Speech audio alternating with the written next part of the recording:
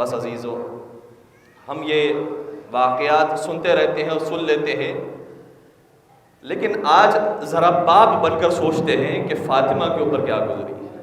ایک صاحب تھے جو بیان کر رہے تھے، کہہ رہے تھے کہ میرا ایک بیٹا ہے، وہ ہم اس کو شاپنگ کرانے کے لیے دکان کے قریب لے کر گئے، جوتوں کی شاپنگ تھی۔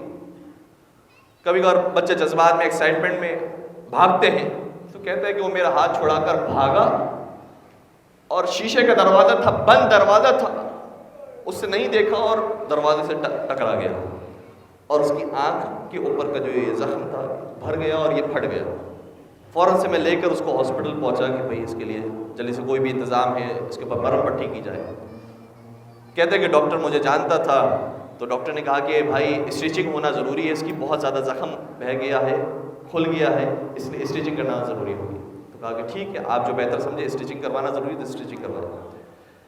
کہتا ہے جب اسٹیچنگ کروانے کا وقت آیا، اسٹیچنگ کا مطلب معلوم ہے کہ باقاعدہ سیا جاتا ہے زخم کو، سوئی لگا کر سیا جاتا ہے زخم کو، بند کیا جاتا ہے زخم کو۔ کہا کہ جیسے اس نے سوئی اٹھائی تو مجھ سے کہا کہ آپ باہر چلے جائیں، میں اسٹیچنگ کر دوں۔ کہا کہ کیوں؟ کہا کہ بہرحال آپ باپ ہیں، میں اسٹیچنگ کروں گا تو شاید آپ برداشت کریں۔ تو کہا کہ کیا بات کرتے ہیں، میں بڑے دل کا آدمی ہوں، میں نے بڑی بڑی چیزیں دیکھی ہیں، کوئی مسئلہ نہیں، میرے سامنے کرو اسٹیچنگ۔ کہتا ہے بس ڈاکٹر نے وہ اسٹیچنگ کے لیے سوئی اٹھائی اور میرے بیٹے کی نازک جلد پر چبھوئی۔ کہتا ہے بس چبھو کر نکالنا تھا کہ میری جیسے جان نکل گئی، اور اتنا میں ڈھال ہو گیا اور ایسی میری جان نکل گئی جیسے میرے اندر روح باقی نہیں، میں بے ہوش ہو کر گر پڑا۔ کہ وہ تو مریض تھا ہی، وہ تو زخمی تھا ہی، اب مجھے بھی ایک اسٹیچر پر لائے گا۔ باپ ہو تو اس کی اولاد سے ایسی محبت ہوتی ہے۔ یا رسول اللہ، فاطمہ زہرا کو صرف سوئی نہیں چبھی ہے، فاطمہ زہرا کو صرف کیل نہیں چبھی ہے، فاطمہ زہرا پر پورا جلتا ہوا دروازہ گرایا گیا۔ اور یا رسول اللہ، یہ واقعہ بھی مدینہ سے باہر پیش نہیں آیا ہے، مدینہ کے اندر ہی پیش آیا، اور زیادہ فاصلہ بھی نہیں تھا قبر رسول کا در سیدہ سے۔ یا رسول اللہ، آپ نے اپنی بیٹی کو جلتا ہوا کیسا دیکھا ہوگا؟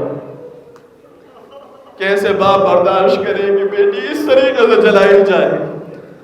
اللہ اکبر۔ اور یا رسول اللہ، آپ نے زہرا کے ہر بچے کا نام پہلے ہی سے رکھ دیا تھا۔ حسن کی ولادت سے پہلے حسن نام رکھا، حسین کی ولادت سے پہلے حسین نام رکھا، لیکن ایک بچے کا نام جو آپ نے رکھا تھا اب وہ دنیا میں آنے سے پہلے ہی جا چکا ہے۔ اور یا رسول اللہ، آپ جس دروازے پر اجازت لے کر داخل ہوا کرتے تھے، آپ جس دروازے پر کھڑے ہو کر کہا کرتے تھے السلام علیکم یا اہل بیت النبوہ ومعدن الرسالہ ومختلف الملائکہ، اے اللہ کے رسول اسی دروازے پر آپ کی امت جمع ہو گئی۔ اور اے اللہ کے رسول، جس شانوں کا آپ بوسہ دیا کرتے تھے، جن ہاتھوں کو آپ بوسہ دیا کرتے تھے، پھر ملعون آگے بڑھے اور دست سیدہ پر کسی نے تعزیہ نہ مارا۔ اللہ اکبر، باپ یہ منظر کو کیسے برداشت کرے؟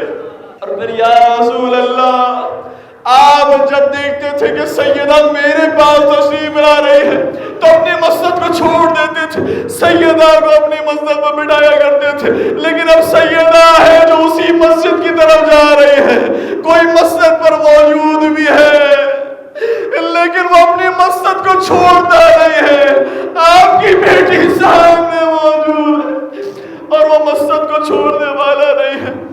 یا رسول اللہ، مدینہ کے اندر آپ کی بیٹی کے ساتھ یہ سارے مصائب ڈھائے گئے ہیں، لیکن مجھے اتنا کہنے دیجئے، اے اللہ کے رسول، آپ اس دنیا میں موجود نہ تھے، آپ قبر میں پردہ فرما رہے تھے جب سیدہ زہرا پر یہ مصیبتیں آئی، لیکن کربلا میں حسین کی 4 سالہ بچی بھی ہے، سر حسین کو دیکھتی بھی ہے۔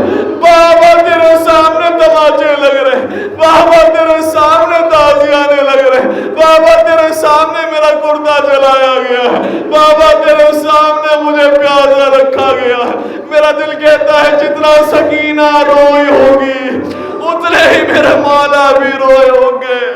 اور پھر جب وہ وقت آیا جب میرے بیوی کے ہاتھوں میں بابا کا سر آیا، ہائے باپ بچی کے مصائب برداشت نہیں کر سکتا، بچی نے کیسے بابا کے کٹے ہوئے سر کو اٹھایا ہوگا اور کیسے کلام کیا ہوگا.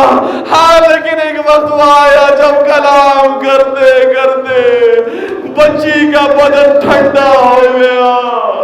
ایک طرف سر حسین گرا، دوسری طرف سکینہ گر گئی. الا ولعنت اللہ علی القوم الظالمین وسيعلم الذین ظلموا ای منقلب ینقلبون. پالنے والے پروردگار ہمارے اس خلیص عبادت اپنی بارگاہ میں قبول منظور فرما. پروردگارہ ہمارے گنہگار آنکھوں سے جو آنسو بہے انہیں رومال حضرت سیدہ کائنات میں جگہ نصیب فرما. حضرت سیدہ کائنات کے وسیلے سے تمام مریضوں کو شفا کاملہ عاجلہ نصیب فرما. ہم سب کو زیارت کربلا معلّہ نصیب فرما. 4 معصومین کی زیارتوں سے مشرف فرما. پالنے والے حج و عمرے کی سعادت نصیب فرما. پالنے والے جب تک زندہ رہیں محبت محمد والے محمد کے ساتھ زندگی عطا فرما. موت نصیب فرما تو محبت محمد والے محمد کے ساتھ نصیب فرما. پروردگارہ قبر کی پہلی رات مولا متقیان کے نور کی زیارت نصیب فرما. پروردگارہ 4 معصومین کی شفاعت سے بہرمند فرما. پروردگارہ حاضرین مجلس کی جائز شرعی حاجات کو پورا فرما. جو رزق کی پریشانی مبتلا ہوئے اس کے حالات عطا فرما. جن بچوں کے امتحانات چل رہے پروردگارہ انہیں اچھے نمبروں سے کامیابی عطا فرما. پروردگارہ ان ایام کو انداز سے منانے کی توفیق عطا فرما کہ جیسے زمانے کے امام ہم سے چاہتے ہیں. پروردگارہ حضرت حجت ابن الحسن کے ظہور میں تعجیل فرما. ان کے عاشقین محبین میں ہم سب کا نام شامل فرما. ربنا تقبل منا انك انت السميع العليم وتب علينا انك انت التواب الرحيم برحمتك يا ارحم الراحمين.